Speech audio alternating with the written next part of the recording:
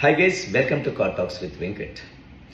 So మీకు విషయం తెలుసా, డైలీ మీరు ఈ 3 ఫుడ్స్ తిన్నారనుకోండి, మీ బాడీలో టెస్టోస్టెరాన్ అనేది డిస్ట్రాయ్ అవుతుంది. ఆ విషయం తెలుసా?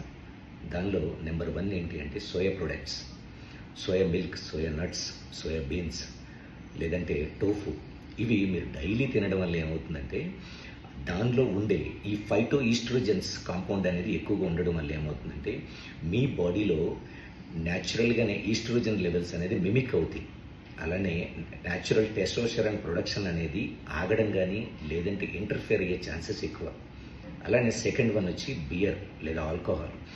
బియర్ ఆర్ ఆల్కహాల్ ఎక్కువగా డైలీ కన్జ్యూమ్ చేసే వాళ్ళకి టెస్టోస్టెరాన్ లెవెల్స్ అనేది డ్రాప్ డౌన్ అవుతాయి. ఈ టెస్టోస్టెరాన్ లెవెల్స్ డ్రాప్ డౌన్ అవడంతో ఎందుకు అవుతాయి అంటే కనుక, బియర్ అండ్ ఆల్కహాల్లో కూడా ఈ ఫైటో ఈస్ట్రోజన్స్ అనేది ఎక్కువగా ఉంటాయి.